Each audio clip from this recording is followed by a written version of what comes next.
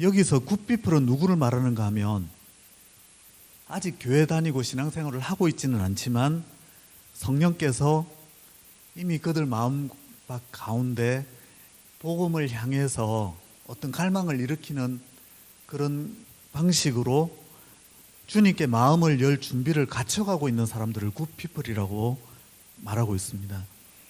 저자 로저 로스 목사는 자신의 목회에서의 많은 경험 사례 그리고 연구 자료들을 통해서 굿피플이 우리 주변 어디에나 존재하고 있음을 잘 보여주고 있습니다.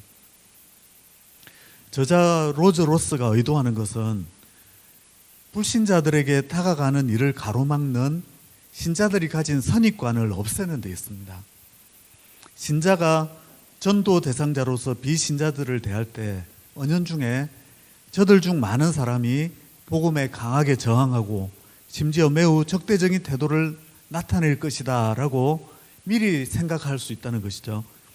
그런데 그런 생각 때문에 그런 사람과 마주칠까 봐 믿음 나누기를 주저하게 된다 이렇게 말하고 있습니다. 그런데 저자는 예수님께서 제자들에게 추수할 것은 많되 일꾼은 적으니 라고 한 말씀을 상기시키면서 현대의 예수님의 제자들은 추수할 수 있을 정도로 준비된 사람이 별로 없다고 생각하고 있다. 요즘은 하나님에 대해서나 영적인 일에 대해서 아무도 관심이 없어 라고 말한다는 것입니다. 그런데 예수님은 하나님이시기 때문에 모든 것을 보실 수 있고 사실 문제는 복음을 들을 준비가 되고 마음이 열린 사람들은 많은데 그들을 교회로 인도하고 정착하게 할 준비를 갖추지 못한 교회에 있다 이렇게 보고 있습니다. 서문에서 저자는 아직 비신자지만 성령께서 마음밭을 일구고 계신 사람들의 상태를 이렇게 묘사합니다.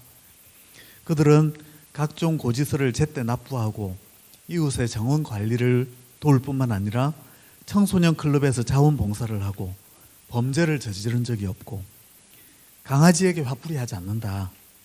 결혼 생활도 괜찮고 직장 생활도 괜찮고 밝고 유쾌하며 겉으로는 아무 문제가 없어 보이지만 내면적으로는 삶에 무엇인가가 부족하다고 느끼고 있다.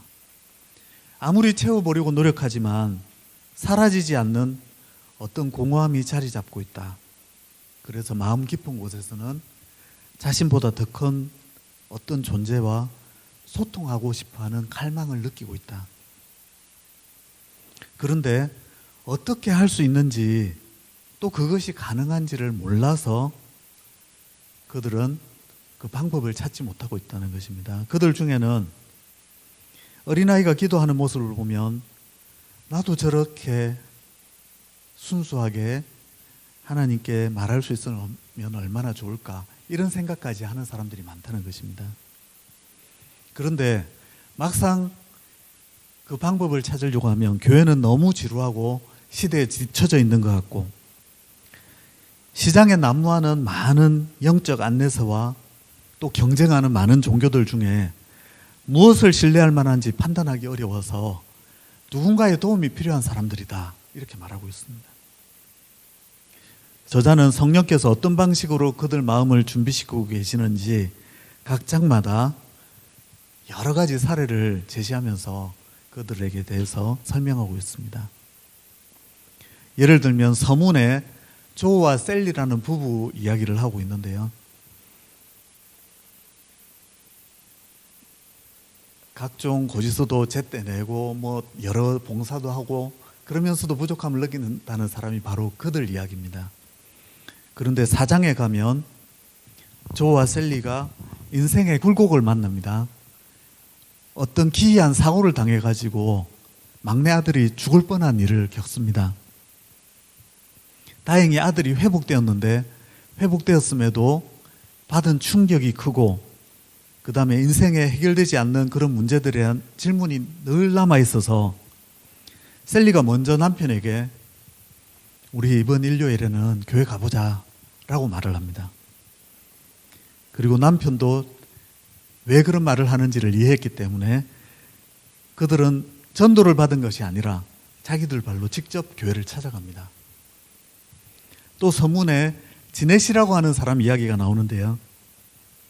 지넷은 신앙의 어머니 밑에서 자라면서 부모 때문에 어쩔 수 없이 교회에 다녔습니다. 근데 성인이 되자 이제는 자유다 하고는 교회를 등지고 하나님으로부터 최대한 멀리 달아났는데 한동안 모든 것이 좋아 보였습니다. 그런데 언제부턴가 무엇인가에 대한 갈망이 나를 괴롭히기 시작했습니다.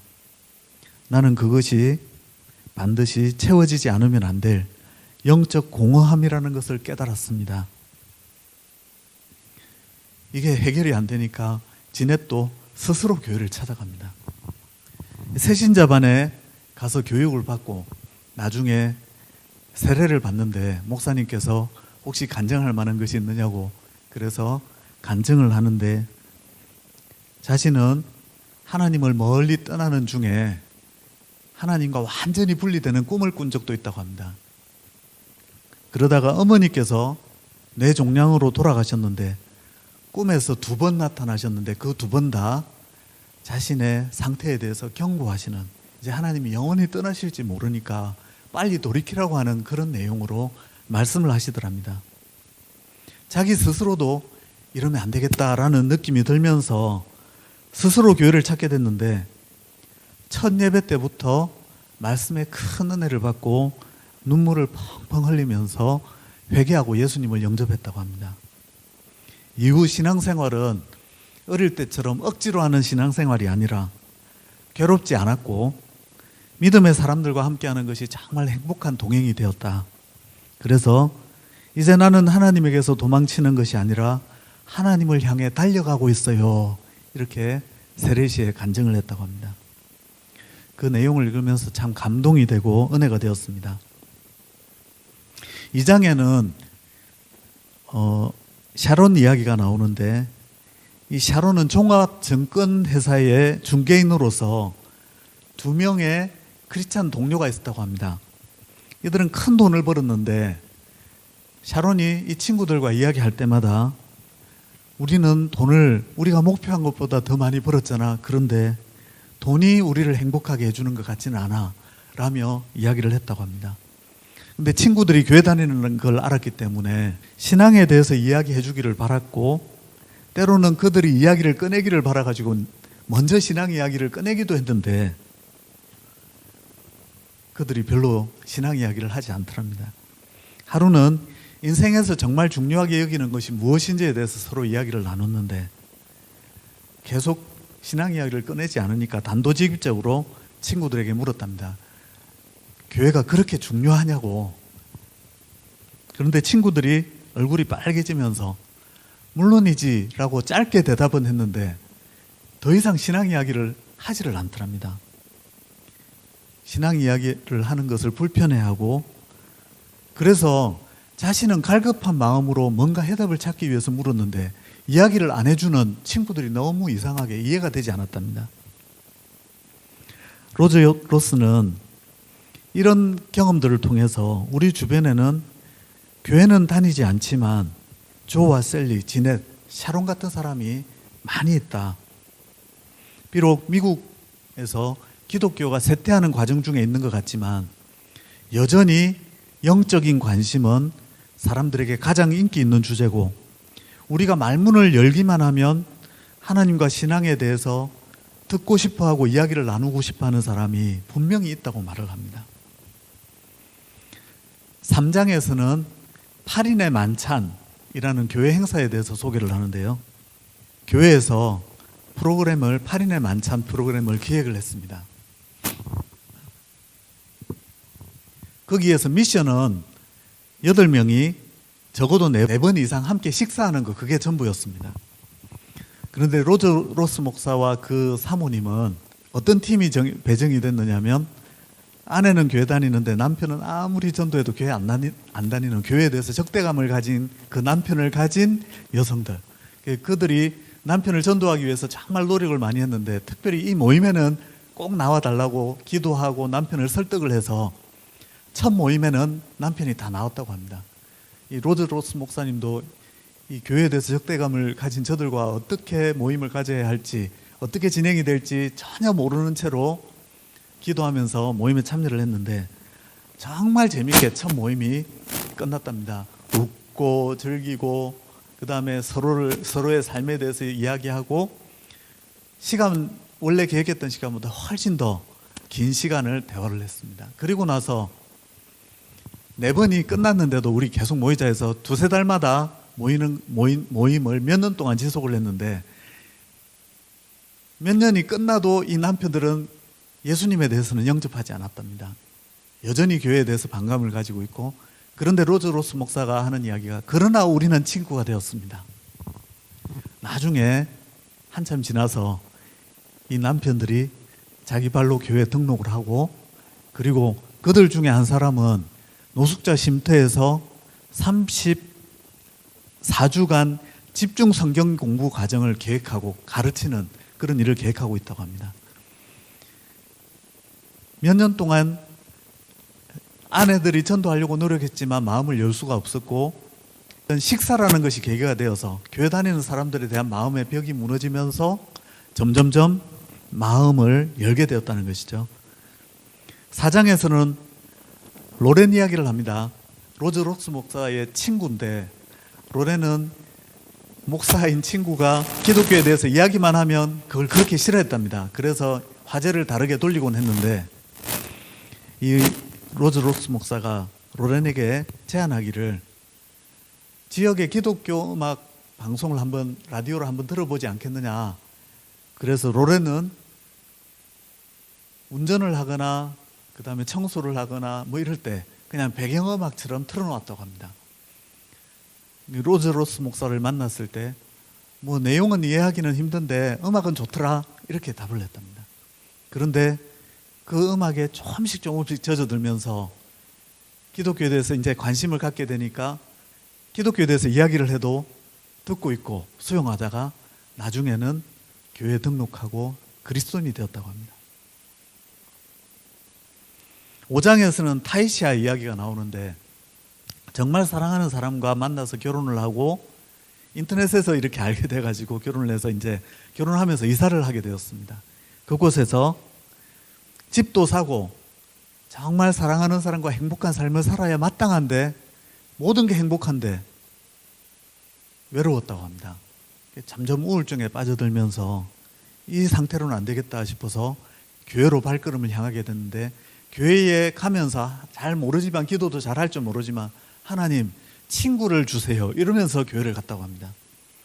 그런데 거기에 가서 처음 들었던 설교가 소그룹 모임이 얼마나 우리에게 중요하며 인생에 함께할 친구들이 얼마나 소중한지에 대한 설교를 들으면서 자기가 1톤짜리 벽돌에 맞은 기분이었다, 그런 표현을 쓰는데요. 자신에게 가장 필요한 것이 바로 그것이었다고 느끼게 됩니다. 그러면서 교회에서 이제 가족을 발견하고 믿음이 점점 견고해진 과정을 간증을 했습니다. 그러면서 가족들이 사는 곳이 800km나 떨어져 있는데 교회에서 정말로 영적 가족을 만났다. 이전에는 교회 다니는 사람들이 형제 자매 말할 때 가식적으로 그런 말을 한다고 생각했는데 정말 이 교회 가족들은 나에게 정말 가족과도 같다, 이렇게 간증을 했다고 합니다. 그런데 이렇게 복음을 갈망하고 준비된 사람에 대한 이야기를 제가 기독교 대한선결교회 교회진흥원이라고 작은 교회들을 돕고 또 이렇게 무슨 찾아가면서 그 성도님들을 돕고 교육하고 이런 일들을 하는데, 서울신학대학하고도 연결되어 가지고 자매 결연이 돼 있어서 서울신학대학교 내의 불신자들 학생들을 만나서 상담도 하고 전도도 하고 그런 사역을 감당하고 있는 목사님의 이야기를 듣기를 정말로 교회를 다닌 적이 없고 그랬는데 자기 속에 어떤 갈망을 느끼고 있다가 복음을 전하는데 너무나 잘 받아들이는 학생들이 있다고, 제가 선행원 총론에 대해서 설명하고서 같이 식사를 하는데 그런 이야기를 하더라고요. 로즈 로스는 이렇게 개인이 스스로 교회를 찾는 사례 외에도 비신자들이 기독교를 대하는 태도가 어떤지 여러 연구 결과들을 통해서 이런 사실들을 알려줍니다. 첫 번째로 미국은 기독교 이후 시대에 접어들었지만 사람들은 여전히 많은 영적 관심을 가지고 있다. 이 에즈베리의 조지 헌터 교수, 전도학자인데요. 조지 헌터 교수에 의하면 미국의 인구가 3억 3천 정도 되는데 비기독교인 수가 1억 8천만 명 정도. 절반 이상이 되죠. 근데 미국은 그래서 서반구에서 가장 큰 선교 대상지이자 세계에서 세 번째로 큰 선교 대상지가 되었다고 말합니다.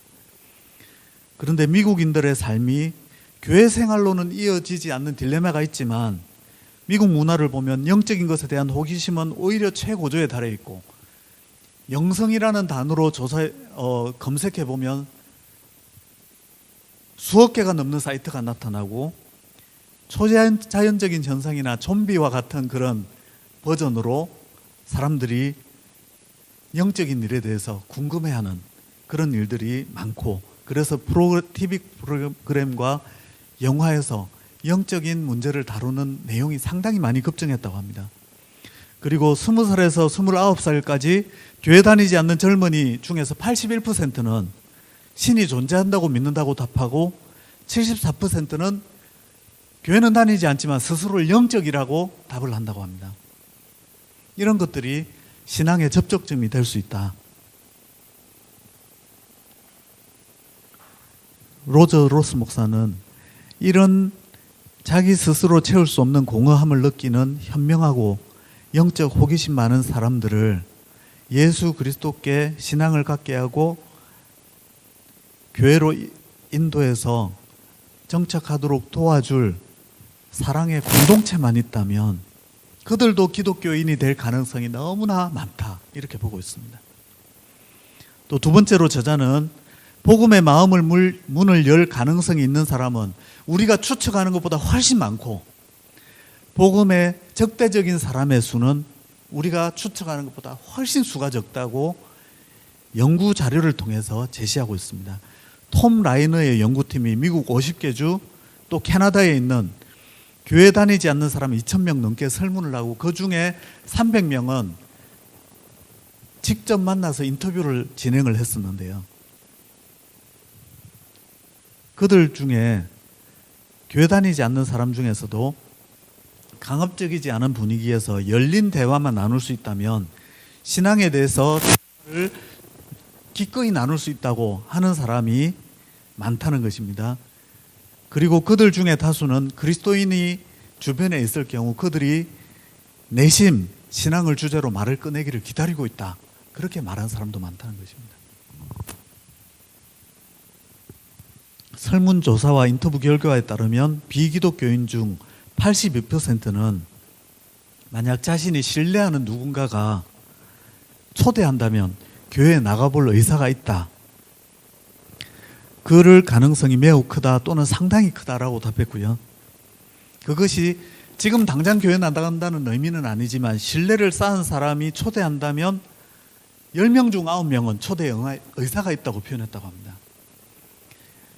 교회 다니지 않는 사람들이 신앙을 대하는 반응을 5단계로 나누었는데요. 언처치드라는 말로 U5는 복음에 강하게 저항하고 적대적인 태도를 보이는 사람은 전체의 5%밖에 되지 않는다. U4는 크리스마스나 부활절 같은 기독교의 메시지 자체를 거부감 없이 받아들이는데도 그럼에도 불구하고 복음에 적극적으로 응답할 확률은 낮은 사람들, 그들이 21%, 이들은 더 기다려야 한다. U3, 교회 다니지 않는 사람들 중에 가장 많은 퍼센트, 36%를 차지하는데 복음에 저항적이지도 않고 그렇다고 수용적이지도 않은 사람, 특별히 관심은 갖지 않지만 대화에는 적대적이지 않은 사람이라고 합니다.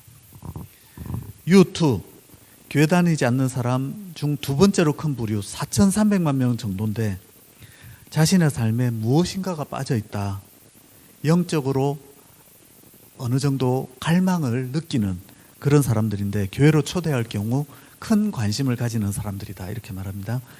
U1은 미국에서 1,700만 명 정도인데 하나님께 정기적으로 기도하고 있습니다. 그리고 기독교 신앙의 많은 내용을 알고 있고 동의하고 있고, 그런데 단지 바빠서 또는 어떤 이유로 교회 나가지 않기 시작한 사람들인데 누군가 자기를 교회로 초대해 주기를 바라는 마음을 가지고 있고 이들이야말로 바로 추수할 수 있는 사람들이다 이렇게 말합니다. 라이너의 계산에 따르면 교회 다니지 않는 사람들 가운데 6천만 명은 초대해 주는 사람만 있다면 수용할 의사가 있는 사람들 뿐만 아니라 기독교에 대해서 덜 적대적이고 대화에 열린 사람들 비율이 너무나 많다. 우리나라는 미국 문화와는 차이가 있기 때문에 이런 만약 연구가 이루어진다면 퍼센티지에서는 차이가 있을 수 있다고 생각합니다. 그럼에도 불구하고 수용적이거나 매우 수용적인 사람이 상당히 많을 가능성이 많다. 왜 그런가 하면요, 이건 제가 개신교 신학의 양대 흐름이라고 종교개혁 신학과 웨슬리 신학을 비교한 그 책에 기록한 내용을 잠시 옮겨서 설명해 드리도록 하겠습니다. 성령께서는 교회 내에서만 역사하시지 않고 믿는 사람들에게만 역사하시지 않고 범위에서는 보편적으로 모든 사람들 가운데, 목적에서는 구원을 위해서 예비적으로 모든 불신자들과 교회 다니지 않는 사람들에게도 이미 역사하고 계시다는 것이 바로 웨슬리의 선행은 총론입니다. 많은 신자는 창조에서의 성령의 보편적 예비적 사역을 알지 못해 성령께서 교회 안에서만 역사하시는 것으로 여겨 모든 영혼과 세상 속에서 보편적으로 역사하시는 하나님의 광대하심을 축소한다. 또 성령께서 죄인의 구원을 위해 예비적으로 일하심을 알지 못해 그가 주도하고 계신 선교와 전도에 소극적인 태도를 보인다. 그러나 웨슬리에 의하면 성령은 창조와 구원 모두에서 일하신다. 창조 세계에서 성령의 사역은 범위에서는 모든 사람에게 보편적으로, 목적에서는 구원을 위한 예비적으로 역사하신다. 성령의 활동은 다음의 요소를 포함한다. 로마서 1장에서 하나님을 대적하는 모든 사람들 속에도 하나님을 알만한 것이 있다고 말씀합니다.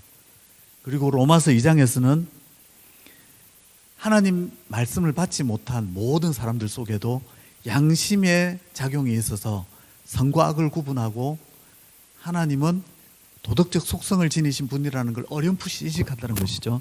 세 번째로는 선택의 자유로 예수님께서 마르다에게 마리아가 더 좋은 편을 택했다, 너도 그렇게 하라고 말씀하신 것처럼 하나님은 인간을 구원하실 때 선택의 자유를 억압하거나 제거해버리시고 역사하시지 않고 인간의 지성은 밝히시고 감정은 순화하시고 의지는 이끄시는 방법으로 역사하신다. 그래서 강제력을 행사하시기보다 더 좋은 편을 택할 수 있도록 도우신다. 자유의지가 있다는 것이죠. 그런데 불신자들도 자유의지를 바르게 활용할 수 있는 능력이 어느 정도 있다는 것을 말합니다. 네 번째로는 비신자들에게도 어느 정도의 선함이 있는데, 갈라디아서 5장 22절에서 23절에 말하는 성령의 열매를 신자들은 더 충분하고 온전하게 누리지만 비신자들에게도 어느 정도의 선함이 있다, 이렇게 말합니다. 그리고 이 모든 네 가지의 누적 효과로 이 세상은 악이 억제되고 창조 세계가 보존된다는 것이죠. 이것이 하나님이 불신자들 속에서도 역사하고 계신 그 효과, 선행은총을 말합니다. 그런데 이것을 정리하면요, 하나님을 알만한 것을 모든 사람에게 주신 이유는 나중에 말씀이 전거될 때 하나님을 아는 참된 지식으로 이끄시기 위해서 예비적 지식을 주신 것이고요, 양심으로 선악을 구별하게 하신 것은 말씀이 전거될 때 자기가 죄인임을 깨닫고 죄책을 느끼고 그리스도의 필요성을 깨닫게 하시기 위해서 미리 주신 것이고, 그리고 사람에게 선택의 자유를 주신 것은 앞으로 은혜를 주실 때 응답하거나 거부할 수 있는 인격적인 반응을 할 수 있게 하신 것이고, 그리고 어느 정도의 선함을 주신 것은 더 온전한 열매를 사모할 수 있도록, 그래서 구원으로 이끄시기 위해서 미리 작업하신 것이다. 그렇게 보면요, 모든 사람 중에 성령이 이미 역사하시지 않은 사람이 없고, 사람들이 어느 정도 저항을 하느냐에 따라 그 이미 성령께서 역사하신 정도는, 역사하신 것은 똑같지만 반응할 수 있는 정도는 차이가 있다. 이렇게 볼 수가 있다는 것이죠. 복음을 전하는 사람이 가져야 할 마음가짐은 불신자들은 복음에 대해서 전혀 모른다.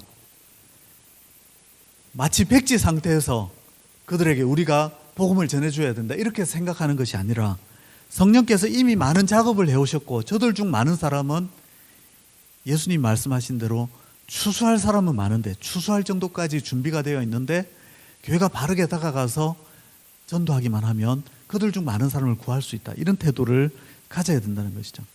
추수해도 될 만큼 충분히 성령께서 작업하신 많은 사람이 있다. 또 제가 첫 번째로 이 굿피플이라는 이 개념 자체를 너무나 잘 소개해주고 있기 때문에 제가 이 책을 보면서 정말 좋은 책이라고 느꼈고요. 그 다음에는 두 번째로는 그런 굿피플은 성령께서 생각해 놓으셨지만 교회에 나오는 데 있어서는 또 교회의 역할도 너무나 중요합니다. 그 일을 효율적으로 감당할 수 있도록 이 믿음을 전하는 웨슬리의 7가지 방법을 정말 잘 소개하고 있기 때문입니다. 제가 이 책을 쓴 로즈 로스 목사에 대해서 잠깐 먼저 소개를 해드리고자 합니다. 현재 한국 교회 상황은 부흥기가 지나간 교회의 쇠퇴기에 있다고 볼 수 있습니다. 목회 환경이 과거 어느 때보다 힘든 것이 사실인데 사실 이 로즈 로스 목사가 마주한 미국 교회 목회 상황도 우리와 크게 다르지 않다. 그렇게 볼 수 있습니다. 1950년대, 60년대, 70년대는 사람들이 교회 가는 것을 당연하게 여겼고 미국의 목회자들도 크게 할 일이 많지 않았다고 합니다. 왜냐하면 예배 시간 알려주고 시간에 되면 문만 열면 사람들이 몰려왔기 때문에. 그런데 지금은 시대가 바뀌었고 사람들이 스스로 찾아오지 않는다. 이 책의 3장에서 시카고 대학 연구팀 조사에 의하면 한때 기독교 국가로까지 여겨졌던 미국 사람들 중에 자신을 무종교인으로 분류하는 사람 비율이 1972년도에는 5%에 불과했지만 1990년에는 8%, 2014년에는 23%로 기하급수적으로 올라가고 있다고 합니다. 특히 1990년 이후에 증가세가 가파른 급격한 변화를 보여주고 있다고 합니다. 미국 성서공회와 바나 리서치 그룹이 성경을 대하는 실태 연구를 했는데 성경을 거룩한 문서로 여기는 미국인 수가 2011년 86%에서 2014년 3년 만에 79%로 7%가 줄어들었고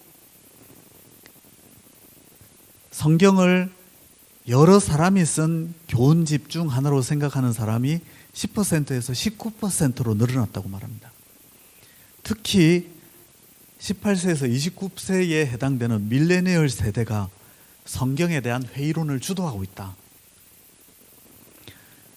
성경에 나오는 주요 인물, 성경에 나온 주요 사건, 기독교의 역사와 전통에 대해서 전혀 모르는 사람들이 너무나 많이 늘어나고 있어서 BBC의 종교윤리 책임자인 아킬 아메드라고 하는 사람은 빈약한 종교교육이 2세대 이상, 2세대 이상 지속되어 왔고 이제 사람들은 기독교에 대한 기본 상식조차 갖추지 못한 사람들이 많아졌다.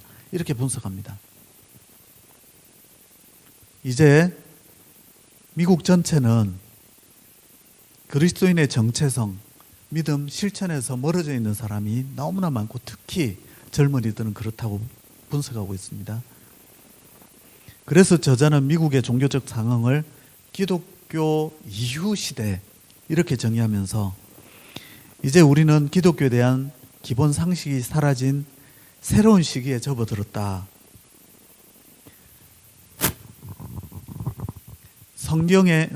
모국어 성경이 없는 전 세계 1860개 부족과 다를 바 없이 기독교와 전혀 상관없이 살아가는 1억 8천만 명의 부족이 바로 미국인들이다. 이렇게 말합니다. 이런 영적인 분위기 가운데서 교회는 여전히 예전처럼 잘 모이고 부흥하고 활력이 있는가? 결코 그렇지 않고 미국의 많은 교회들이 힘겹게 생존을 유지하거나 많은 교회가 사멸의 길을 걷고 있다. 이렇게 현실을 알려주고 있습니다.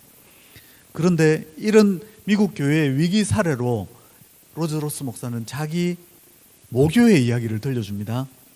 자신이 자랄 때 정말 성도들이 많았고 교회가 은혜로웠고 회심 그 가운데서 은혜로운 교사님, 선생님의 도움으로 자신도 회심을 경험했습니다. 그런데 영적 침체가 30년 이상 이어졌고 최근 7년 동안은 교인 수가 아주 많이 줄다 못해 140명에서 60명 이하로 떨어졌고 계속 줄고 있다는 것이죠. 교회에는 청소년이 아무도 없고 주일학교가 사라졌고 유아실에는 사용하지 않은 지 오래됐고 한마디로 날마다 빛이 사라져가고 있다, 이렇게 말하고 있습니다. 주변에 자신이 자라왔던 주변 교회, 마을의 주변 교회들도 상황이 똑같았는데 그래서 너무 교회가 염려된 나머지 어떤 한 성도가 교회를 위해서 나는 매월 첫째 주 목요일 10시에 어느 교회에서 교회를 위해서 기도하려고 합니다. 혹시 기도하고 싶은 사람 있으면 참여해 주세요. 알렸는데 주변의 교회에도 그 소식이 퍼져가지고 첫 모임에 12명이나 나와서 제가 기도하게 된 이유가 우리 교회가 점점 죽어가는 것이 안타까워서 정말 염려가 돼요. 그랬더니 모인 사람들이 다 똑같은 이유로 모였다는 것입니다.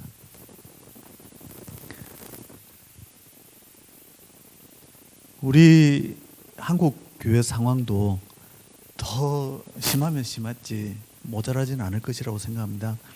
그런데 저자가 이런 문제들을 열거한 이유는 단지 목회적 상황이 그렇게 힘들다라는 것만 말하기 위한 것이 아니라 그럼에도 이런 분위기를 타개할 수 있는 방법이 있다는 걸 말하기 위해서입니다. 거기에 초점이 있습니다. 저자는 대부분의 목회자들처럼 사역지를 몇 번 옮겨가며 여러 교회를 섬겼습니다. 그리고 두 교회를 개척을 했는데 1994년도에 개척한 교회를 10년 만에 800명 정도의 성도로 이렇게 성장시킨 후에 다시 지교회를 개척을 했습니다. 2017년부터는 미국 연합 감리교회의 미주리주 이사가 되어서 어떤 책임을 맡았냐면 그 주 전체의 감리교 개척과 기존 교회 변화를 위한 전략을 세우는 총책임을 맡고 있고 교회의 코칭 사역과 컨설팅 사역을 활발하게 진행하고 있습니다. 이 책을 보면 이분은 정말 아이디어가 많고 사실 세상에서 사업을 해도 성공했을 사람이라는 느낌은 듭니다. 그런데 이분은 대학 1학년 때 예수님을 따르기로 결정한 후 상당히 적극적으로 전도를 하고 또 소그룹 모임도 이끌어 보았고 그리고 가난한 사람들을 돕고 선교행도 다니는 그런 적극적인 사람이었는데 문제는 그 모든 것을 하나님이 사용하셔서 많은 영혼을 구원하게 하시고 도움을 주게 하셨지만 그 방법들을 만들어낼 때마다 무작위적으로 만들어냈고 그래서 사람들을 계속적으로 인도하는 데는 한계가 있었다는 것입니다. 그래서 더 나은 체계적인 방법을 찾기 위해서 고민하다가 개척 초기에 웨슬리의 7가지 방법을 만나게 됩니다. 그래서 관심을 갖게 되고 연구를 하게 되고 개척을 해서 그런 교회로 성장하게 된 비결이 바로 웨슬리의 방법을 목회에 적용했기 때문이다, 이렇게 말하고 있고요. 뿐만 아니라 나중에 역사가 오래된 교회 2007년에 일리노이주 스프링필드 연합 감리교회 초빙을 받는데 이 교회는 1821년도에 설립되어서 거의 역사가 200년에 가까운 그런 교회고 에이브라함 링컨도 그 교회에 참여한 적이 있는 그런 교회였다고 합니다. 여기는 다른 교회들처럼 아직은 재정적으로 자립이 되고 교인들 사이의 관계는 좋았지만 매년 교인 수가 점점점 줄어들고 있었고 이 교회는 15년 동안 새롭게 회심한 사람이 아무도 없는 교회였다고 합니다. 그리고 한 번 회심한 사람이 있었는데 회심하고 나서 막 뜨거운 분위기로 신앙의 뜨거운 분위기를 나타내니까 다른 사람이 불편해하면서 교회의 분위기를 정상적으로 되돌렸다, 이런 표현을 쓰고 있는데요. 그걸 불편해하는 교회가 됐다는 것이죠. 조지 휘필드나 존 웨슬리 목사님이 신앙의 올더스 게이트 체험을 하고 나서 믿음으로 구원받는 도리를 전했을 때에 영국 국교회는 냉랭해서 받아들이지 못해서 모두 다 광신자라고 하면서 교회 문을 다 닫아버리니까 웨슬리 목사님이 나는 옥스퍼드 대학 교수이기 때문에 교구의 제한을 받지 않는다 이러면서 어디든지 가서 복음을 전하겠다고 하는 그 말이 나는 전 세계를 나의 교구로 여깁니다. 이런 말이었지 않습니까? 그것처럼 냉랭한 교회여서 받아들일 수 없었던 것이죠. 이런 교회에서 사실 목회를 하는 것이 쉽지 않았겠지만 이런 교회에서도 큰 변화를 이끌어내고 이런 것이 인정되어서 연회의 이사로 또 이렇게 발탁이 되는 그런 과정을 거친 사람입니다. 이 로스 목사님은 더 나은 체계적인 방법이란 사실 사도행전에 나오는 초대교회처럼 성령으로 충만해 한마음 한뜻으로 하나님을 경외하고 서로 사랑하는 공동체, 마음을 같이 해서 성전에서 모이는 큰 집회가 있을 뿐만 아니라 각 가정에서 떡을 떼고 함께 교제하는 친밀한 교제가 있는 공동체, 그리고 교회에 모였을 때만이 아니라 사람들이 각 삶의 영역에서 사람들을 인도해서 삶의 모든 영역에서 사람들을 접촉하고 이끌어 삶을 변화시키는 하나님의 운동, 이것이 바로 더 나은 체계적인 방법이라고 말하면서 이것을 역사 속에서 가장 완벽하게 구현해낸 운동이 바로 메소디스트 운동이다, 이렇게 말을 하고 있습니다. 상당히 성공적인 경력을 가진 목회자인데 저자가 마주했던 상황은 오늘날 어떤 목회자, 어떤 교회의 상황 못지않게 어려운 상황이었고 그것을 분명한 좋은 모델을 통해서 자기 교회에 그것을 적용하고 집중적으로 그것을 실현해 내므로써 어려움을 타개했다는 것이죠. 그러면서 그 타개하는 방법을 소개하고 있다는 것입니다. 그 방법은 무엇인가? 책의 본문으로 들어가 보면요, 1장에서 능력의 근원을 가까이 하라, 기도입니다. 이 일리노이주 스프링필드 감리교회 200년이 된 역사를 가진 여기에서 아무리 노력을 하고 어떤 프로그램을 다 적용해봐도 변화가 없고 오히려 저항이 느껴지니까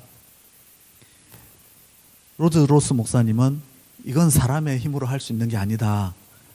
이것도 깨닫는 것도 대단한 지혜라고 생각합니다. 그러면서 이런 교회가 변화되기 위해서는 하나님의 능력이 나타나야 하고 교인들 각 사람이 그리스도를 참되게 영접하는 일 없이는 이 교회의 변화는 불가능하다라고 느낍니다. 그래서 성도들을 위한 주말 수련회를 계획을 하고는 2주 앞둔 시점부터 새벽 3시에 일어나서 수련회를 위해서 기도하는데, 수련회 전체를 위해서도 기도하지만 참여하기로 결정한 그 사람들의 이름 한 사람 한 사람을 불러가면서 기도를 할 때에 아무에게도 알리지 않고 혼자 기도를 하고 있는데 교회의 영적 분위기가 달라지는 것을 느꼈답니다. 한 번도 그런 적이 없었는데 그 수련회에 참여하기로 한 몇몇 여성도들이 금식하면서 기도하기로 했다고 하고, 그리고 기도하는 중에 수련회에 참여한 한 성도가 예수님을 영접하는 것을 기도 중에 보았다고 말하고, 그런 이야기들이 퍼지면서 점점 기대가 고조가 되고 있었습니다. 그런데 주일 오후에 정말 한 교인이 예수님을 영접하고 간증하는 일이 생겼는데 많은 사람이 그걸 들으면서 눈물을 흘리고, 그것이 15년 동안 회심이 없었잖아요. 그리고 회심에 저항하는 그런 분위기를 깨뜨리면서 시골 교회를 가로막았던 영적 장애물을 무너뜨렸다, 이런 표현을 씁니다. 그 후 그 교회 3년 동안 24명 이상의 사람이 회심하는 일이 있었다고 말합니다. 저자는 이 모든 일이 하나님께서 새로운 은혜의 역사를 일으켜 주시기를 간절히 기도한 몇몇 사람의 기도가 있었기 때문이고, 기도는 하나님의 능력을 풀어넣는 수단이 된다. 하나님의 능력이 나타나면 영적 진전이 이루어지고, 그래서 모든 변화의 선봉장은 기도다, 이렇게 말하고 있습니다. 두 번째 에피소드는요, 남성들과 소그룹 모임을 가지면서 잃어버린 영혼을 위해서 무엇을 해야 할까라고 토론도 하고 기도도 하는데 도무지 기존 교회 모임은 새로 나온 사람들이 적응할 수 있는 모임이 아니었다고 합니다. 많은 의구심을 가지고 있고 과거의 교회에 대해서 경험한 상처가 많은 사람들이 허심탄회하게 그걸 나눌 수 있는 모임이 아니었다는 것이죠. 그래서 계속해서 그 모임 속에서 기도를 하는 가운데 어느 날 장거리 운전을 할 기회가 있었는데, 보통 때 같았으면 음악이나 라디오를 들을 걸, 그때는 이 장거리 운전 동안 하나님과 대화를 하자, 기도하는 시간을 갖자 그러면서 하나님의 임재 속에 있으려고 아무것도 틀지 않고 하나님과 대화하려고 노력을 했는데, 한 2시간 정도 지났을 때 갑자기 미국 독립기념일에 한꺼번에 폭죽이 터지듯이 오랫동안 해답을 얻지 못했던 이 새신자들을 어떻게 할 것인가에 대한 해답이 갑자기 떠올라서 옆에 있는 차를 세우고 종이에다가 생각나는 대로 막 받아 적었는데, 간절히 기도하면서 하나님께 방법을 구하자 선교적 상상력을 한꺼번에 폭발시켜 주셨다, 이런 표현을 씁니다. 기존 교회를 활력 있게 하는 일도 아직 믿지 않는 신자들에게, 아직 믿지 않는 사람들에게 그리스도의 사랑을 전할 방법을 알려주신 일도 모두 다 기도에서 비롯되었다, 이렇게 말합니다. 에피소드 3번째는요, 영적 활력이 있었던 자신의 모교회가 30년 동안 영적 침체를 겪었는데, 아까 말씀드린 대로 진 다우닝이라는 성도가 너무 염려가 돼서 이제 교회가 다 죽게 생겼다는 생각이 드니까 먼저 기도하겠다고 선언하고 그 자리에 모인 사람들이 12명, 그들이 이제 매주 모여서 기도를 하는데, 그 기도를 하고 나서 몇 달이 지나는 동안 어떤 사람은 종량이 줄어들고 집을 오랫동안 팔지 못했던 집을 팔고 직장을 얻고 암이 치유되는 경험을 했고, 심장 수술을 앞두었던 한 남성은 모든 수술 준비를 마치고 마지막으로 심전도 검사를 하는데 모든 증상이 사라져서 수술을 받지 않게 된 이야기도 있었고, 교회 출석 인원이 각 교회마다 3배로 늘었고, 어린이 주일학교가 다시 생겼고, 청소년부를 위해서 기도한 지 1년도 채 되기 전에 20명의 학생이 그 교회를 나오기 시작했다, 이렇게 말합니다. 또 그 교회에 제노라고 하는 사람이 이 로즈 로스 목사가 주최하는 남성 집회에 참여해가지고 예수님을 영접하기로 하고 간증을 했는데, 그 이야기를 들었던 그 모교회 담임 목사가 제노를 간증 시간에 초대를 했고, 그랬더니 담임 목사님의 설교를 방해할 수 없다면서 만류하는 걸, 나 설교하지 않을 테니까 간증해달라고 30분간 간증이 이어졌는데, 모든 사람이 눈물을 흘리고 큰 감동을 받고 그 세트에 가던 교회도 영적인 부흥이 시작이 되었다, 이런 이야기들을 소개하고 있습니다. 그러면서 로저 로스는 이런 변화가 목회자에게서 시작될 수도 있지만 하나님 나라를 바라는 어떤 평신도라도 기도를 시작하면 이런 변화는 찾아온다. 완전히 망해가던 캠브리지 연합감리교회에서 부흥을 경험할 수 있었다면 다른 어떤 교회에서도 그런 일은 일어날 수 있다, 이렇게 말하고 있습니다. 저자는 또 저자의 탁월함이라고 생각하는데요, 단지 기도가 중요하다 이렇게 말하는 것으로 끝나지 않고 기도가 더 효과적인 것이 될 수 있도록 소수의 경험으로 끝나지 않도록 교회 전체의 영적 활력과 부흥으로 이어지게 하는 탁월한 방법을 소개하고 있습니다. 먼저 자신의 경험을 소개하면서 그것을 이제 권하고 있는데요, 매년 기도에 대한 시리즈 설교를 기획해라. 자신은 매년 4주나 6주 이런 시리즈 기도를 기도에 대한 설교 시리즈를 반복해서 한다, 그렇게 말합니다.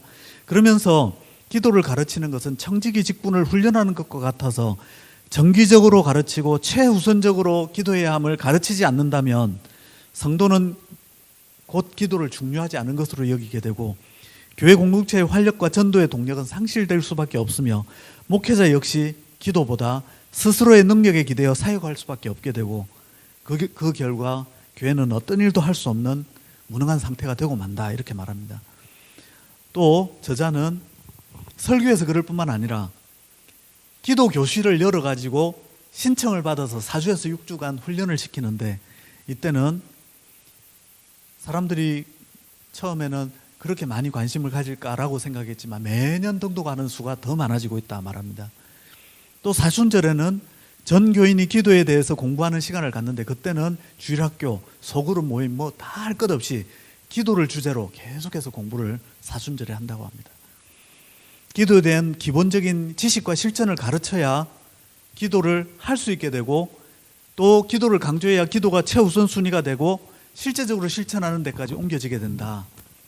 뿐만 아니라 저자는 교회의 모든 부서를 다 가진 것이 교회들인데 기도를 소중하게 여기게 만들고 기도의 목표를 세우고 사람들을 기도에 동원하게 하는 기도 리더십 팀은 왜 교회에 없는가? 그러면서 교회에 기도 리더십 팀을 만들었다고 합니다. 그들은 성도들을 독려해서 기도 제목을 나누어 주고 기도 시간을 정하고 기도에 참여하게 하는 그런 일들을 하게 하는 팀을 말합니다. 뿐만 아니라 교회의 각 모임이 모임 전후에 의례적으로 기도하고 시작하고 기도하고 끝나는 것으로 하지 않도록 기도 일정표를 만들어서 그 기도에 최선을 다하여 기도하는 순서를 갖게 만든다고 합니다. 또 모든 교인을 기도팀으로 조직하는데 이것은 적어도 하루에 몇 번씩 교회와 사역자들, 교회 사역을 위해서 기도하는 그 시간을 꼭 갖게 만든다고 합니다. 영국의 메소디스트 부흥운동이 웨슬리 자신이 2시간 이상 늘 개인 기도 시간을 가지고 뜨거운 기도가 메소디스트 부흥운동의 특징이 되게 한 그 열매라고 말을 하면서 로저 로스 목사님은 자신도 기도하고 기도가 가장 교회에 중요한 최우선적인 사역으로 인식되게 하며 전 교인으로 기도를 실천하게 만드는 데까지 엄청난 노력을 기울인 것을 이 책에서 느낄 수가 있습니다. 동시에 왜 기도를 하지 못하게 되느냐? 현재의 상황은 바뀌지 않는다고 하는 운명론적인 사고, 미래를 바꿀 수 없다고 하는 운명론적인 사고, 패배주의적 사고가 우리의 기도를 방해한다고는 사실을 지적하면서 기도는 모든 것을 변화시킨다. 이걸 역설하고 있습니다. 기도할 시간과 장소를 떼어놓고 규칙적으로 하나님 만나는 일은 결코 쉬운 일이 아닌 영적 전쟁과도 같은 일이다. 언제나 해야 할 일은 산더미처럼 쌓여있고 만나야 될 사람은 많고 보내야 될 이메일은 10개 이상 밀려있지만 사역의 원천인 하나님께 집중하지 못하도록 일부터 하는 거 반드시 주의하고 하나님과 교제 시간을 결코 포기하지 말라 이렇게 말하고 있습니다. 두 번째로 2장에서는 사람들을 찾아가라. 예수님의 대위임 명령 가라 라는 그 명령을 지키는 사람들의 좋은 사례들을 설명합니다. 예를 들어서 존 웨슬리 목사님은 영국 국교회에 교구가 배정되지 않고 교구의 돌봄을 받지 못하는 탄광촌에 찾아가서 이제 탄광에 들어가면 12시간 동안 그 속에서 일해야 되는 사람들 앞에 새벽 5시마다 성직복을 입고 찾아가서 그들에게 말씀을 전하면 그들의 눈에는 얼굴에는 까맣게 그 사이에 눈물 자국이 이렇게 생겼다고 합니다. 거칠고 술에 의존하여 살고 죽지 못해 살았던 그들의 마음이 부드러워져서 믿음을 갖게 되는 그런 과정을 언급하는데 참 감동적입니다. 만약 웨슬리가 그들을 찾아가지 않았다면 그들 중 평생 교회 문을 밟지 못하고 죽었을 사람들이 대부분이었다. 그렇게 말합니다. 이 목사님의 교회 성도들 중에는 커피숍에 가가지고 카드를 세워놓고는 누구든지 함께 기도하거나 대화하거나 이야기를 들을 수 있습니다 라고 하고는 책을 읽고 기다리는 사람도 있다고 합니다. 술집에 다니는 사람들을 전도하기 위해서 크로스포인트 연합감리교회는 술집마다 전부 술잔을 많이 나눠줬는데 그럼 술집에 오는 사람들이 하나씩 가져가는 거죠. 거기에다가 뭐라고 새겨놨느냐면 Give us a shot. a shot이라는 말은 한 잔 주세요라는 뜻인데 달리 표현하면 그 밑에 교회 이름을 적어놓은 걸 달리 해석하면 우리 교회에 한번 방문해 주세요. 이런 뜻도 된다고 합니다. 또 술집에 다니는 사람들은 교회를 힘들어하고 찾아 나오지 않을 것이라고 생각한 어떤 젊은 목사님은 신문에다가 홍보하기를 술집 교회를 개척한다고 해서 술집에서 모이는 교회를 개척했다고 합니다.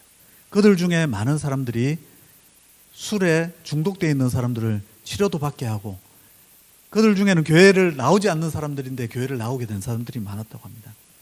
미국의 대형 교회 중 하나인 라이프 처치는 어떻게 하면 교회 다니지 않는 사람들에게 교회를 홍보할까 서로 아이디어 회의를 하다가 많은 사람들이 찾는 포르노 사이트에다가 교회 광고를 올렸다고 합니다. 많은 사람들, 이런 사람들이 비난을 했는데요. 비난을 했는데 저자는 그런 비난은 예수님도 받았던 비난이다. 예수님도 죄인과 세리들, 창녀들과 어울린다는 비난을 받지 않았느냐라고 말하면서 그들에게 다가가지 않으면 다가오지 않을 사람들에게 다가갔다는 것이죠. 웨슬리도 교회 안에서 설교하는 게 영국 교회 규칙이어서 처음에는 윗빌더가 오기에서 설교하자 할 때 나는 그럴 수 없다라고 생각했다가 정말 그들에게는 찾아올 사람이, 그들이 교회에 찾아갈 가능성이 없다는 걸 알고는 나도 상식을 벗어나기로 결정했다. 그러고는 설교를 시작하는데 3,000명, 10,000명, 17,000명 이런 사람들 앞에 설교를 하게 된 것입니다. 또 로즈 로스는 가라는 주님의 명령은 지리적 개념을 뛰어넘는다라고 말하면서 정서적, 관계적, 경제적 고통을 겪는 사람들을 찾아가기 위해 교회가 힘쓴 사역들을 소개합니다. 가족의 죽음으로 인해 슬픔을 겪는 사람들을 위한 슬픔 극복 교실, 이혼의 아픔을 겪는 사람들을 위한 케어 그룹, 결혼 준비 워크숍, 결혼 생활 멘토 연결, 성경에 기초한 개인 재정 관리 교육, 그리고 잘 사용한 깨끗한 옷을 값싸게 판매하는 가게, 무료 식료품 배급소, 처방약 비용 지원, 싱글맘과 노인을 위한 집수리 봉사, 노숙자 숙소 음식 제공, 많은 사역이 가능하다. 가라는 명령은 최종적으로 영적인 의미에서 비그리스도인들을 찾아가는 것을 포함한다. 영적인 의미도 포함되어야 되는데 영적인 의미를 담고 찾아가는 것에는 먼저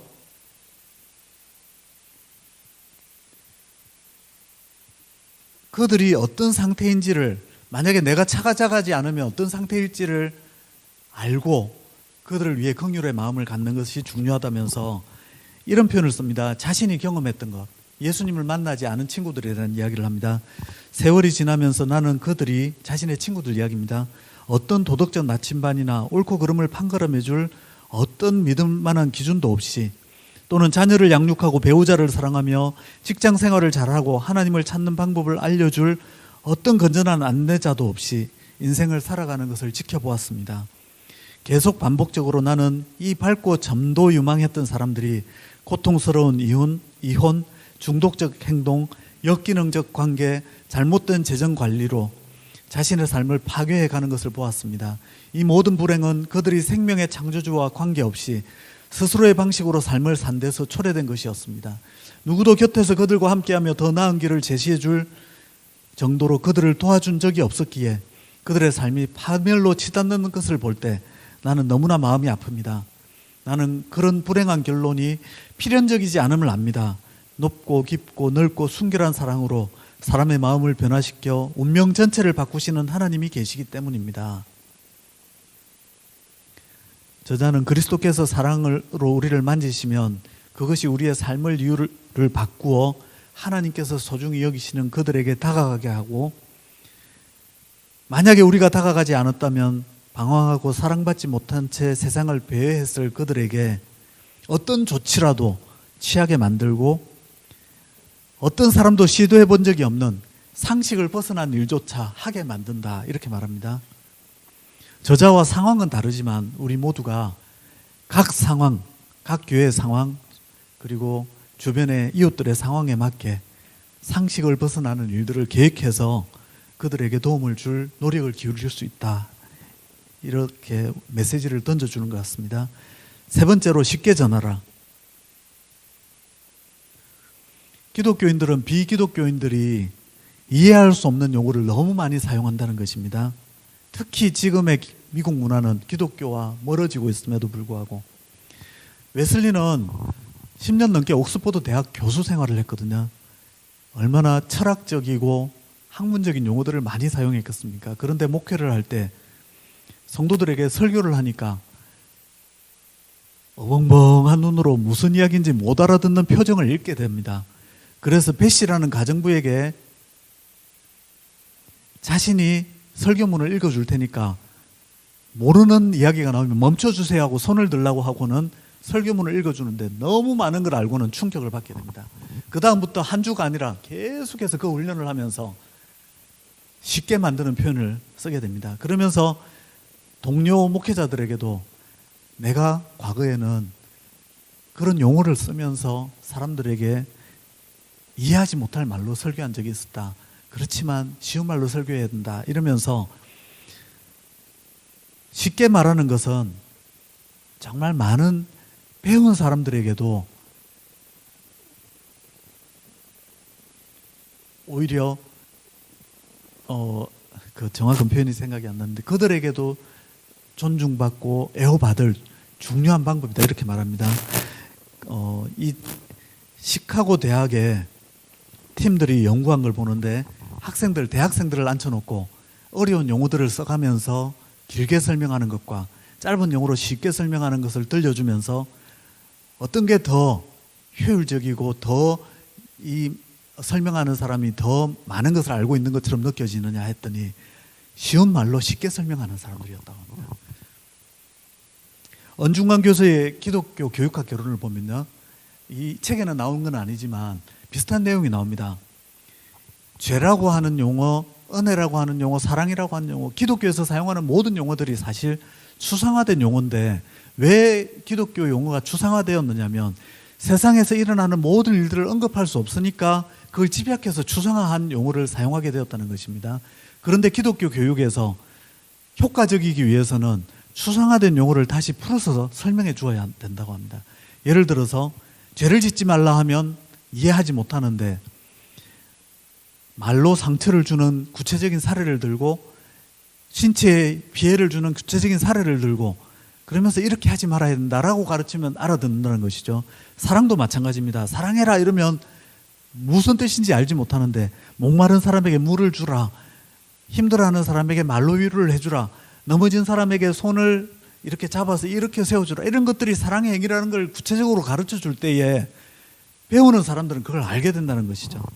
쉽게 말하도록 노력하고 그들이 이해할 수 있는 수준으로 구체적으로 가르쳐 줄 때에 그들이 이해할 수 있게 된다. 또 비신자를 개인적 대화로 초대하기를 힘쓸 것을 권면합니다. 8인의 만찬이 사람들의 마음의 문을 열게 된 것처럼 그들과의 관계의 핵심이 자꾸 복음만 설명하는 게 되어서는 안 되고요. 우리의 마음을 열고 우리와 교제하고 서로 관계가 형성되도록 하는 것이 너무나 중요하다 이렇게 말합니다. 너무나 많은 경우, 로즈 로서의 말을 인용해 보겠습니다. 너무나 많은 경우 우리는 짧은 시간 안에 우리가 믿는 신앙을 말로 진술하는 일에 전도에 초점을 맞추곤 합니다. 그리고 가능한 한 복음을 가장 명확하게 진술한 후에는 사람들이 그것을 듣고 즉시 반응을 보이기를 원합니다. 그러나 사실 기독교 신앙의 핵심 메시지는 서로 주의 깊게 주고받는 대화를 통해 설명되고 모범이 제시되며 입증되고 의문이 해결되는 과정을 필요로 합니다. 기독교 신앙의 퍼즐들이 서로 맞추어지는 데는 시간이 걸립니다. 마치 고급스러운 음식을 요리할 때처럼 서두르지 말아야 합니다. 복음을 나누려면 가까이 다가가 한동안 함께 머물러야 합니다. 기독교는 배우는 것이 아닌 전념되는 것입니다. 관계를 통해 믿음을 나누는 것이 사람에게 그토록 심오한 변화를 일으킬 수 있는 것은 바로 그것 때문입니다. 사람들이 바라는 것도 바로 그와 같은 대화에 초대받는 것입니다. 교회 전도해놓고 그냥 믿음 가지라가 아니라 교제 속에서 대화하고 함께 친구가 되는 것, 이 중요성을 말하고 있는 것입니다. 웨슬리 목사님도 대화의 중요성을 그렇게 많이 알았기 때문에 많이 대화하고 수천 통의 편지로 소통하고 그리고 이런 기록도 남겼습니다. 나는 많은 경험을 통해 어떤 사람은 10년간 공적인 설교를 듣는 것보다 1시간 친밀한 대화를 나눌 때 더 많은 것을 배운다는 것을 알게 되었다. 로즈 로스 목사님도 70평생 교회를 열심히 다니고 하나님을 사랑하려고 노력했던 분이 개인적인 대화를 통해서 주님을 개인적인 분으로 영접하고 친밀하게 나누지 못해서 그걸 사모한다는 것을 알고는 그분을 위해서 개인적으로 기도해드리고 그분의 마음이 밝아지고 그 이후로 점점점 기뻐하고 행복해하는 그런 순간을 경험해 보았다고 기록하고 있습니다. 우리는 교회 사역 외에도 사람들과 개인적인 대화를 사역의 통로로 중요하게 여기면서 개인적인 대화로 초대하고 있는가? 저자가 질문하고 있습니다. 4장에서는 마음을 읽어라. 조와 셀리가 아들의 사고를 당한 후에 이제 스스로 교회를 찾았는데 한 교회에 한 번 방문하고는 다시는 가지 않은 교회가 있고 그 이후에 찾아가서는 이 교회는 정말 우리 자신을 위해 모든 게 계획된 것 같다 하고 다시 찾아가는 교회를 비교하고 있습니다. 한 교회는 찾아갔는데 주차장에 차를 세우고 본당에 들어갔더니 정장을 입은 사람이 교회를 안내하는 뭉치 종이를 전달해 주었답니다. 교회 본당에 들어갔더니 오르간이 연주되고 있었고 연세 많은 분들이 대부분 거기 한 절반 정도 채우고 있었고 교회는 좀 어두운 분위기였으며 찬송을 부르는데 따라 부르기가 힘들었고 그리고 설교는 좋았지만 그러면 어떻게 우리가 해야 되는지에 대한 구체적인 안내가 없었고 그리고 끝나고 나서 성도들끼리 반갑게 인사하는데 몇 사람이 인사는 했지만 뭔가 좋은 느낌도 받았지만 이 교회가 우리 교회인 것 같지는 않다라고 말하면서 다시 가지 않았다고 합니다. 그런데 교회를 다니지 않고 있는 중에 자기 직장 동료가 이야기를 하다가 자기 교회 밴드에 대해서 이야기하는데 이 조는 자기도 젊었을 때 밴드를 연주한 적이 있었기 때문에 관심을 가지고 물어보니까 우리 교회 좋다고 하면서 초청을 해서 가보았는데 주차장에 도착할 때부터 안내부원이 밝게 인사하고 본당에 들어가기 전에 또 편한 복장을 입은 여성이 아주 밝게 인사하면서 환영의 메시지를 전하고 본당 앞에서는 작은 그냥 종이 메모 하나를 주고서 설교를 듣는데 찬양이 시작되는데 가사가 큰 스크린에 띄워지고 리듬은 익숙한 현대적인 풍의 찬양 그리고 사람들이 일어나서 이렇게 몸을 흔들면서 찬양하고 있는데 자유롭고 밝은 에너지가 느껴졌고 설교 중에는 간증 시간도 있었는데 정말 감동이 되었고 목사의 설교는 청중과 대화하듯이 자연스러운 분위기였고 간증이 끝나고 나서는 우리가 실천할 사항은 무엇인지 구체적으로 지적해 주는데 정말 이해하기 쉬웠고 그리고 끝나고 나서는 사람이 찾아와서 궁금한 건 없는지 교회에 대해서 알려주겠다고 하고 연락처도 주고 차에 타고서 가는 게 우리를 위해 기획한 건 아니겠지만 나는 우리를 위해 모든 게 계획된 것 같았어 라고 말하면서 계속 그 교회를 다니기 시작했다는 것입니다. 로즈 로스가 이 말을 하는 이유는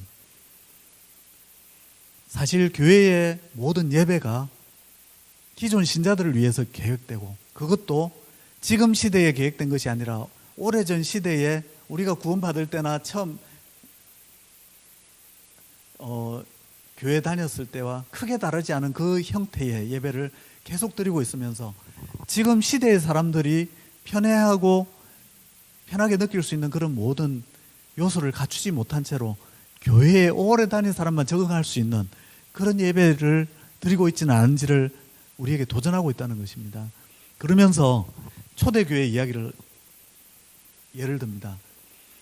초창기에 이방인들이 개종자가 많지 않았을 때는 예루살렘 교회 중심으로 이었을 때는 이방인들의 개종이 드문드문했었는데 그때는 이방인들이 할례도 받고 유대인들처럼 행동하면서 유대인 문화를 받아들여야만 기독교 공동체에 접근하기 쉬웠는데 나중에 교회 핍박이 나서 여러 곳으로 흩어졌을 때는 이제는 더 많은 숫자의 이방인들이 개종을 합니다.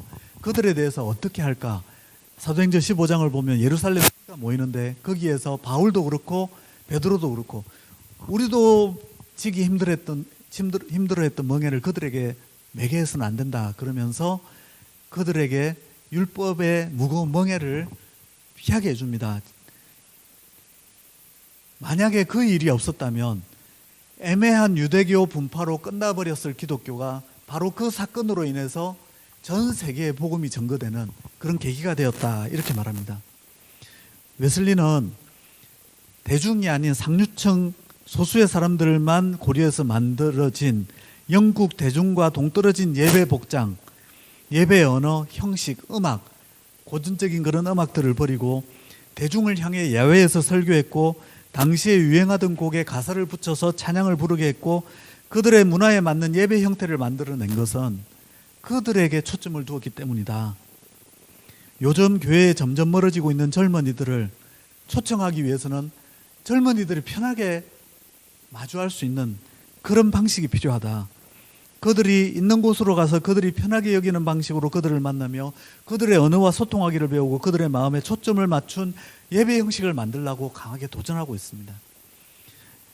그러면서 만약에 젊은이들이 사용하는 용어를 잘 모르겠다면 빌려라도 와라. 아이들에게 음식을 사주면서까지 아이들이 어떤 용어를 사용하고 어떤 생각을 가지고 있는지 아이들을 만나라, 이렇게 말합니다. 사람들의 마음을 초점을 맞추어 사람들을 그리스도께 인도하는 사례들로 미국 중서부 시골과 서부 목장 지역에서는 청바지를 입고 부츠를 신고 컨트리풍의 예배를 드리는 카우보이 교회가 여럿 있고, 또 록 콘서트 형식으로 젊은 세대를 위한 예배를 드리는 호주의 힐송처치, 그리고 9개의 다른 예배 형식을 사람들이 모일 수 있는 시간에 총 19번의 예배를 드리는 노스코스트 처치, 이런 교회들이 사람들에게 다가가기 위해 벌이고 있는 그런 노력들을 소개하고 있습니다. 우리는 비신자들이 아니면 교회에 갓 나오기 시작한 분들이 주님을 편하게 만날 수 있는 예배를 위해 어떤 변화의 노력을 기울이고 있는가 질문하고 있습니다. 5장에서는 삶을 함께하라. 소셜미디어는 발전하고 있는데 사람들이 페이스북을 하는 시간이 늘어날수록 자신은 더 불행하다고 느낀다고 합니다. 우울증을 느끼는 거죠. 소셜미디어가 그럼에도 불구하고 발전하는 이유는 사람들이 가장 필요로 하는 것이 이해받는 것이고, 누군가 우리의 있는 모습 그대로를 소용해 주기를 갈망하고 있음을 보여준다. 그 갈망이 우리가 전자기기들에 매달리게 되는 끊임없는 그런 갈증의 근본이다, 이렇게 인간의 갈증을 이해하고 있습니다. 그런데 왜 사람들은 관계 형성에 대한 깊은 갈망을 가지고 있을까? 우리가 태초부터 공동체를 이루도록 창조되었기 때문이고, 삼위일체 하나님의 온전한 사랑의 공동체 안에서 창조되었기 때문이다, 이렇게 말합니다. 하나님이 그런 공동체 안에서 창조하시고 아담을 창조하시고 세상을 보기에 좋다고 하셨는데, 한 가지 좋지 못한 것이 있었는데, 독처하는 아담, 혼자 있는 아담의 모습을 보기 좋지 않다고 하셨다는 것이죠. 그래서 함께하기를 바라고 서로 이해받기를 바라고 공동체를 이루기를 바라는 것은 인간 본성이다. 인간의 DNA 안에 하나님이 내재하게 하신 인간의 본성이다, 이렇게 말합니다. 그래서 교회가 중시해야 될 두 가지 모임은요, 전체 집회고, 전체 집회뿐만 아니라 그런 교제가 이루어질 수 있는 소그룹 모임이다. 그래서 소그룹 모임은 인간 본성에 기초한 정말 중요한 모임이다. 인간 본성 온전함을 이루어 가는데 정말 중요한 모임이다, 이렇게 소개하고 있습니다. 초대교회는 날마다 마음을 같이하여 성전에 모이기를 힘쓸 뿐만 아니라 각 사람의 집에서 떡을 떼었고, 또 사도행전 20장 20절에서는 바울이 자신의 사역을 이렇게 표현합니다. 유익한 것은 무엇이든지 공중 앞에서나 각 집에서나 거리낌 없이 여러분에게 가르쳤다. 이 공중 앞에서나 각 집에서나 성전에 모이기를 힘쓰고 집에서 떡을 떼며, 이것이 교회의 2020 비전인데, 그게 사도행전 20장 20절에서 나온 비전이어야 한다. 그래서 공적 집회는 지적으로 훈련하고 도전을 주게 하며 하나님의 위대하심을 느끼게 하는 집회여야 한다면, 소그룹 모임은 그 모임을 통해 친교하고 하나님의 친밀하신 은혜를 경험하게 하는 그런 모임이어야 한다, 이렇게 말합니다. 교회는 단지 소그룹을 가진 교회가 아니라 소그룹으로 이루어진 교회여야 하고, 그런 소그룹들이 주일에는 함께 모이는 그런 교회여야 한다.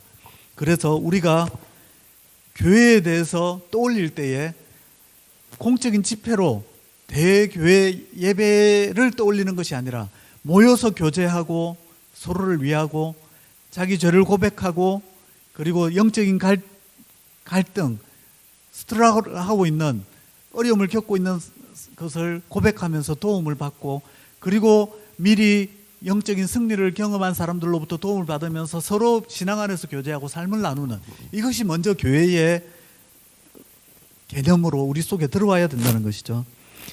웨슬리가 속회와 신도회로 조직한 것은, 설교한 곳에서 늘 신도회로 조직했는데 신도회는 5, 60명 이상의 큰 모임이라면 속회는 10명에서 12명 정도의 작은 모임인데, 이 중에서 웨슬리가 더 초점을 맞춘 것은 바로 속회 모임이었습니다.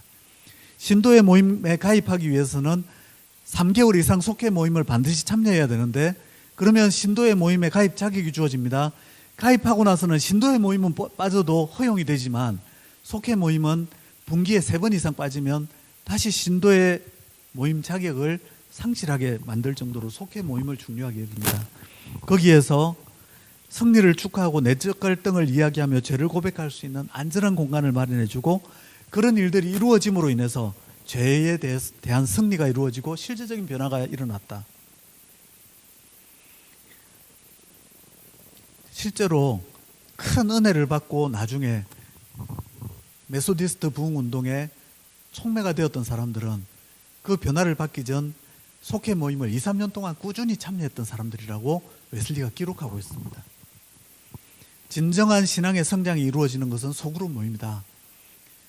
이 로스 목사님은 자신의 삶에서도 자기가 예수님을 영접했던 것은 고등부 반별 모임에서였고, 그 다음에 청년기 때의 신앙을 유지할 수 있었던 것은 찬양단에 들어가서 영적 훈련을 받을 수 있기 때문이었으며, 자신의 영적 은사를 발견한 것은 10몇 명으로 이루어진 로마서 수업 시간에 자기가 발표를 하면서 사람들이 그렇게 집중하고 받아줬고 칭찬해 주는 걸 통해서 자신에게 가르침의 은사가 있다는 걸 처음 깨달았다고 말합니다.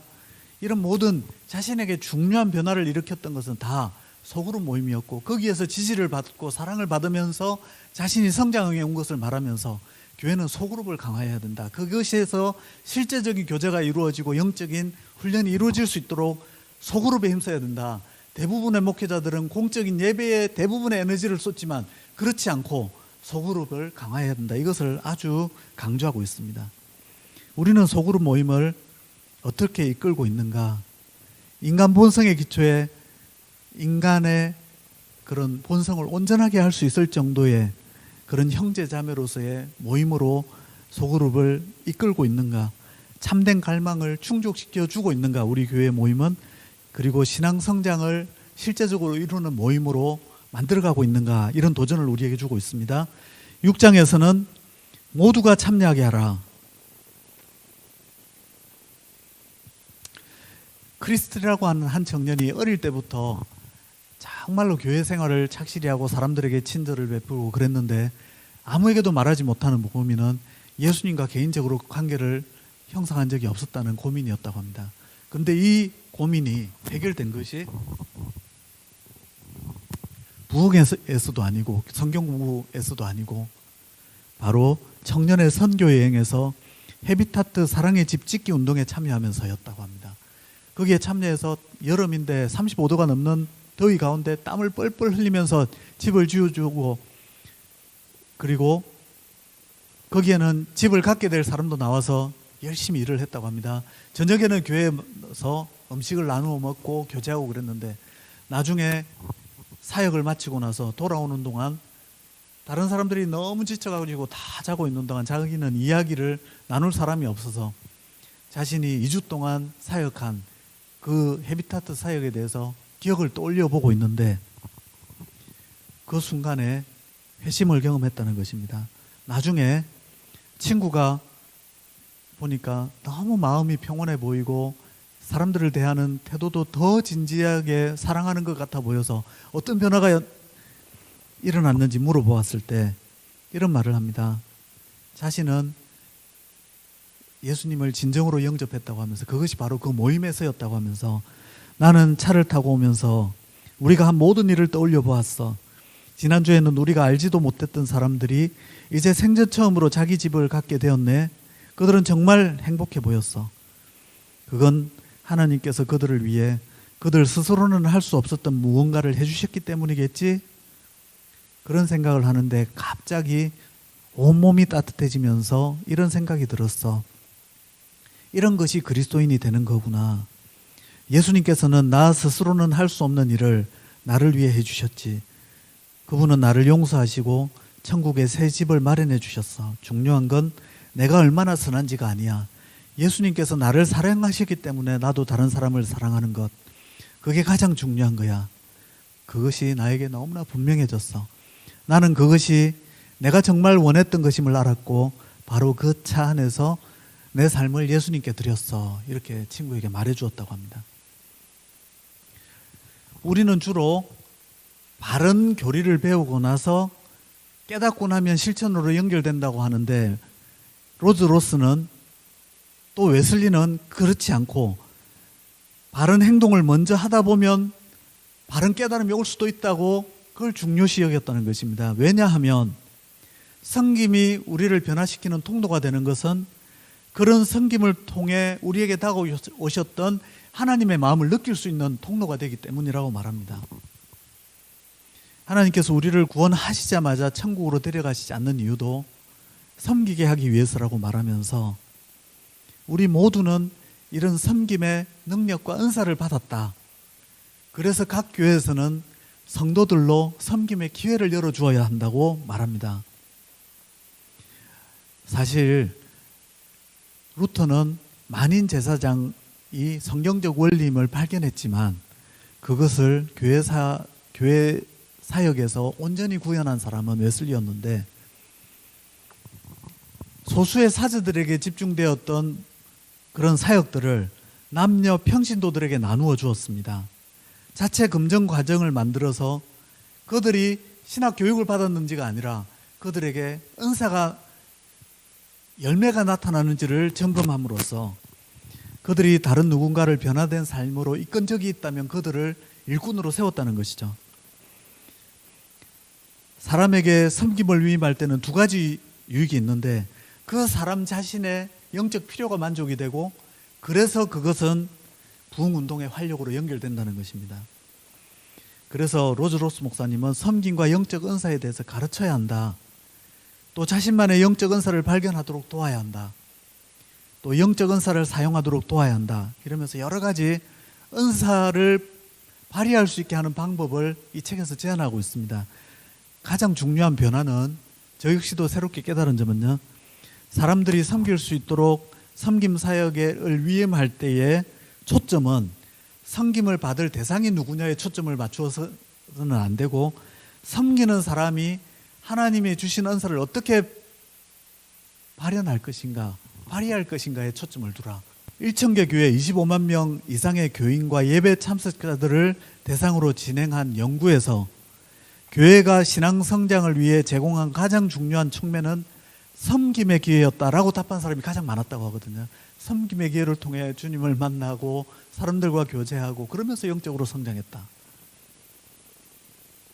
이런 봉사를 하게 되었을 때에 팀이라는 목자가 저스틴과 대화하면서 그의 회심의 과정에서 정말 개인적인 중요한 역할을 하게 되었을 때 자신도 정말로 보람 있고 기뻐하고 그리고 저스틴과 성경 공부를 하면서도 느낀 두 사람이 느끼는 그 만족감과 기쁨을 소개하고 있습니다. 그런 사역의 기회를 모든 성도들에게 부여할 수 있도록 노력하라. 그 여러 가지 실천적인 방법들을 잘 소개하고 있습니다. 한번 보시기를 바랍니다. 그리고 7장 마지막입니다. 세계로 나아가라. 과거에는 유명 인사들만 사람들에게 발언할 수 있었지만 지금은 누구나 꾸준히 노력만 하면 사람들에게 많은 영향을 끼칠 수 있는 그런 바른 데가 모두에게 있다. 바로 인터넷과 SNS라고 말합니다. TV나 라디오는 일방향 소통을 위한 것이지만 SNS는 양방향 소통이 가능하고 얼마든지 많은 사람들에게 다가갈 수 있는 방법이 된다. 그러면서 한 대형교회 목사 아담 해밀턴이 설교하게 될 내용에 대해서 자기 페이스북 친구들에게 이번 주에는 이런 내용으로 설교하려고 하는데 그런 간증을 가진 사람이 있습니까? 이러면 자기 간증을 개인적으로 막 설명해 주는데 어떤 책에서도 읽어보지 못한 그런 간증들을 들려준답니다. 그러면 그걸 이제 설교로 소개하고 그 중에 일부는 영상으로 만들어서 보여주기도 하고 그런 소통을 통해서 주님께서 구체적으로 어떻게 역사하고 계시고 그런 것을 경험할 수도 있고 들을 수도 있고 소통할 수도 있고 다른 사람에게도 알려줄 수 있는 소셜미디어는 확성기가 아니라 대화할 수 있는 공간이다. 그것을 잘 활용하게 되면 많은 사람들이 유익을 끼칠 수 있다. 이런 부분을 설명하고 있습니다. 심지어 대화를 통제하지 못하는 상황이 오더라도 너무 염려하지 말아라. 그런 노력을 통해 하나님께서 일하실 기회를 믿고 그런 SNS를 능동적으로 활용할 것을 권하고 있습니다. 결론적으로 이 모든 이야기는 굿피플에 대해 말하기 위해서입니다. 우리가 다가가면 마음을 열 수 있는 사람이 너무나 많기 때문에 그들을 소개하기 위해서라고 말합니다. 그리고 다가갈 때 더 효과적으로 다가갈 수 있는 7가지 방법을 말합니다. 마지막으로 이제 결론에서 한 가지 방법을 소개하는데요. 하나님은 얼마나 초자연적으로 일하시는지를 설명하기 위해서입니다. 이 교회에서 영성 컨퍼런스를 하나를 열었는데 거기에 강사로 온 박고프라는 사람의 이야기가 너무 감동적이고 그래서 그 책을 사서 아직 회심하지 않은 남편에게 제프라는 남편에게 그 여성이 책을 전해주었다고 합니다. 제프는 바빠가지고 그 책을 못 읽다가 출장을 갈 때에 그 책을 챙겨서 갔는데 읽다 보니까 너무 감동적이고 좋아서 비행기를 갈아탈 때 아내에게 전화를 했다고 합니다. 책 너무 좋다고. 그러면서도 아내가 실망할 것을 알았는데 이게 책은 좋아서 읽고 감동은 받았지만 이 책 때문에 회심할 것 같지는 않아서 그랬답니다. 자신 속에는 교회 다니는 사람에 대한 존중이 있고 만약에 세상 사람들이 교회 다니는 사람만 같으면 세상에 어떤 범죄도 없을 것이라고 생각하면서 교회를 좋게 생각하던 사람이었습니다. 그럼에도 불구하고 이 모든 것이 기록된 것이 정말 하나님의 사건이 맞다고 믿을 만한 1억 분의 1의 기적 같은 것이 자신에게 있지 않으면 이게 정말인 것을 믿을 수가 없어서 그런 기적을 사실 내심 기대하면서 자기 아내가 교회 등록해서 이렇게 할 때 자기 아내 옆에서 있었고 세례 받을 때도 있었고 다 동의하면서도 자신은 등록하지 않고 세례도 받지 않았던 사람이었다고 합니다.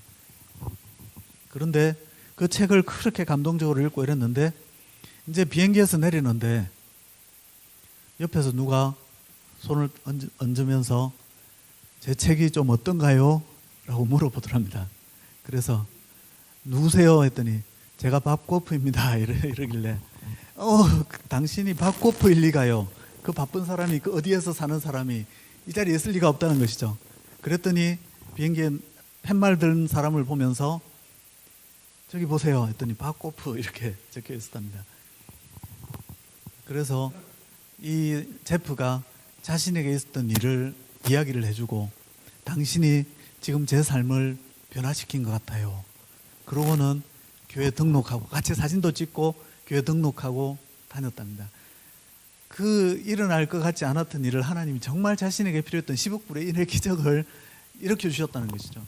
하나님께서 그 책을 읽고 제가 사랑으로 변한다 이렇게 번역이 돼 있던데 절판이 돼서 제가 중고로 주문해서 주문했는데 아내가 읽더니 너무 감동적이어서 읽고 나면 애들에게 막 이야기를 해주고 있습니다.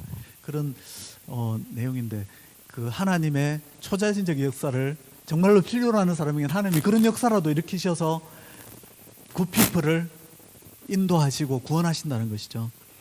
그렇기 때문에 예수 그리스도는 어제나 오늘이나 영원히 동일하시니라. 주님은 지금도 우리 곁에 분명히 굿피플이 있고 우리로 하여금 그들을 만나게 하시고 우리가 그들을 찾아가면 분명히 변화시키실 그런 사람들이 많다는 것을 이 책을 통해 우리에게 전달해 주고 있습니다. 목사님들께서 제가 읽고도 여러 번 읽었거든요. 물론 번역자이기 때문에 그렇기도 했지만 감동적이어서 읽으면서 제가 눈물을 흘린 적이 여러 번 있습니다. 꼭 한번 읽어보시고, 읽으실 뿐만 아니라 여기에 소개된 내용은 정말로 18세기 부흥운동을 일으켰을 뿐만 아니라 로즈 로스의 두 교회 개척을 성공적으로 이끌고 변화되지 않았던 교회를 변화로 이끈 그 책인 것을 알고 이것을 한번 적용해서 목회에 큰 유익을 얻으시면 정말 좋을 것 같습니다. 이상입니다.